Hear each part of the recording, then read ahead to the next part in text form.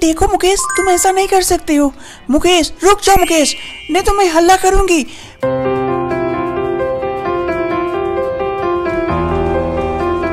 रेशमा अपने कमरे में काफी परेशान रहती है। उसे नींद भी नहीं आती क्योंकि वो पहली बार अपने पति के बिना अकेले थी रात में। तभी उसे कुछ आवाज आती है और वो हॉल की तरफ जाती है कि आखिर ये किस चीज की आवाज है। हॉल में जाकर वो देखती है कि अरे घर तक घुस गए, अब जाना किधर है वो तो बता। अरे तू मेरे पीछे चुपचाप आता रह जा, मैं यहाँ आया हूँ, मुझे पता है माल किधर है। चल ठीक है, चल चल मैं चलता हूँ तेरे पीछे पीछे। अरे ये तो चोर है और चोर मेरे घर में आ गया। अब मैं क्या करूँ, कहाँ जाऊँ? चिल्लाऊंगी तो फिर यहाँ कोई अगल बगल सुनने वाला नहीं है। फिर वो सोचती है मैं क्या करूँ, कहीं जाके छुप जाती हूँ और देखती हूँ ये लोग क्या क्या करता है। अकेले होने की वजह से रेशमा उन चोरों के सामने नहीं आती, बस पीछे जाकर छुप जाती है। तभी सुन, जो भी सामान मिलता है ना जल्दी से उठा ले, अगर भाभी जी को पता चल गया तो बहुत दिक्कत होगी। लेकिन यार और तो कुछ मिल ही नहीं रहा है, उधर देखते हैं। जल्दी कर जल्दी कर जल्दी कर, नहीं तो दिक्कत हो सकती है और जल्दी निकलना है हम लोगों को। पर्दे के पीछे खड़ी रेशमा उन दोनों की सारी बातें सुन लेती है। ये तो मुकेश था ना, बगल में रहता है दूसरे वाले घर में। ये आज मेरे घर में चोरी करने आया है। रुको मैं इसे मजा चखाती हूँ। रेशमा समझ जाती है ये दोनों पड़ोसी ही हैं और वो गुस्सा से उन दोनों के पीछे पीछे जाती है। अरे जल्दी चल, मेरा काम हो गया आप लोगों का, आप भाग यहाँ से। मुकेश, तुम मुकेश हो ना? दोनों चोर काफी डर जाते हैं क्योंकि रेशमा ने उन दोनों को ही पहचान लिया था। तभी अरे भाई वो तो तुम्हें पहचान गई, अब क्या होगा? कौन मुकेश? मैं तो किसी मुकेश को नहीं जानता। मुकेश ज्यादा नौटंकी मत करो, रुको मैं पुलिस को फोन करती हूँ। तुम चोरी करने आए हो मेरे घर और वो भी रात में। रुको मैं अभी पुलिस को फोन करती हूँ। अरे भाभी जी थोड़ा मुझे माफ कर दीजिए, मुझसे बहुत बड़ी गलती हो गई। मुझे पैसों की बहुत जरूरत थी, इसीलिए मुझे ये काम करना पड़ा, मुझे माफ कर दीजिए। पुलिस को मत बताइए। पैसों की जरूरत थी तो तुम मुझे मांग सकते थे, चोरी करने की क्या जरूरत थी? मैं तो पुलिस को फोन करूंगी। रुको भाई अब कुछ तो बुद्धि लगा, ये तो नहीं छोड़ेगी, ये तो पुलिस को फोन करेगी और हम दोनों जेल जाएंगे। कुछ बुद्धि लगा भाई, जल्दी से कुछ सोच। एक काम कर, तू माल को लेके निकल, मैं इसका व्यवस्था करता हूँ, तू निकल। मुकेश ये तुम क्या कर रहे हो? इधर क्यों आ रहे हो? वहीं रुक जाओ। अरे भाभी जी अब तो वही होगा जो मंजूर है, मुकेश होगा। मुकेश रेशमा की तरफ आगे बढ़ता है। रेशमा काफी ज्यादा डर जाती है, वो उसके पीछे पीछे भाग जाता है और बेडरूम तक आ जाता है। देखो मुकेश तुम ऐसा नहीं कर सकते हो। मुकेश रुक जाओ मुकेश, नहीं तो मैं हल्ला करूंगी, मैं सबको बता दूंगी। अब जिसको बताना है तू बता दे, अब तो मैं तुझे नहीं छोड़ूंगा क्योंकि तू तो मेरा शकल देख ही लिए ऐसे भी बताने वाली है, तो इसका तो कुछ सबूत मुझे पास भी चाहिए ना कि तू अपना मुंह बंद रखे। देखो मुकेश मैं किसी को नहीं बताऊंगी, तुमको जो लेना है लेके चले जाओ, मैं किसी को कुछ नहीं बताऊंगी। अरे वो तो बोलने की बात है, कल जब पुलिस छानबीन करने आएगा मैं तो जेल में चक्की पीसूंगा ना, इसका तो कुछ व्यवस्था करना ही पड़ेगा। रेशमा पीछे की तरफ चलती है डरते डरते, तभी वो गिर जाती है बेड पर और मुकेश उसके पास आ जाता है। नहीं मुकेश मुझे छोड़ दो प्लीज, मुकेश मुझे छोड़ दो, मुझे बख्श दो, मैं किसी को नहीं बताऊंगी। मुकेश प्लीज मुझे छोड़ दो। मुकेश सिर्फ अपने एक झूठ को छुपाने के लिए मुकेश दरिंदगी की सारी हदों को पार कर देता है। वो भूल जाता है क्या सही है क्या गलत। और मुकेश के चले जाने के बाद रेशमा अपने कमरे में बहुत परेशान होती है। उसे बिल्कुल समझ नहीं आता वो क्या करे, वो बस रोती रहती है।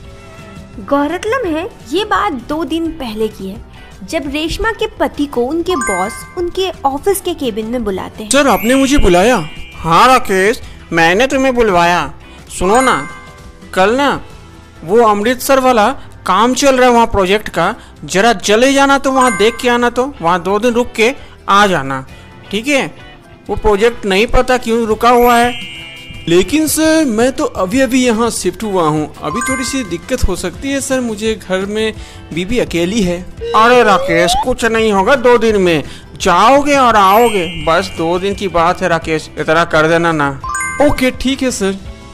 राकेश थोड़ा परेशान होता है, लेकिन बॉस की बातों को मानने के सिवा उसके पास कुछ रास्ता ना था, इसलिए वो वहाँ से निकल जाता है और आकर अपनी पत्नी रेशमा से कहता है, सुनो ना रेशमा, मुझे ऑफिस के काम से 2 दिनों के लिए बाहर जाना है, तो क्या तुम यहाँ अकेले रह लोगी?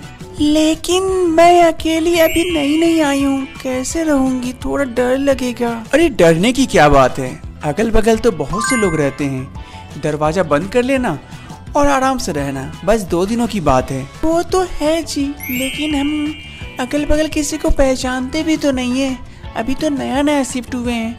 ठीक है, अगर आपको जरूरी है तो आप जाइए, मैं रह लूंगी। चलो ठीक है, इसके बाद जब भी मैं जाऊंगा तो तुम्हें साथ लेके जाऊंगा। इस बार थोड़ा सा मैनेज कर लेना ना प्लीज। चलो जी, अच्छा ठीक है, आपको और मस्का लगाने की जरूरत नहीं है, आप जाइए, अपना काम कीजिए, फिर आइए, मैं मैनेज कर लूंगी। रेशमा अपने पति को जाने के लिए उस वक्त कह तो देती है, लेकिन वो लोग अभी नए घर में ही शिफ्ट हुए हैं। उन दोनों को यहाँ नए घर में आए बस 1 महीने होते हैं, तभी राकेश चला जाता है। ठीक है, तुम अंदर चली जाओ, मैं चला जाता हूँ। ठीक है जी, अच्छे से जाइएगा।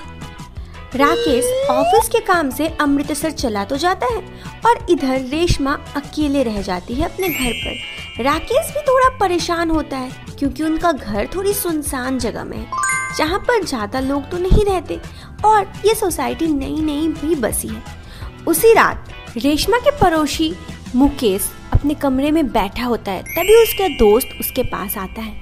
न राजू, इस बार मकान मालकिन आया था, पैसे कहाँ से दे? रेंट का भी पैसा नहीं है, अब लग रहा घर खाली करना पड़ेगा।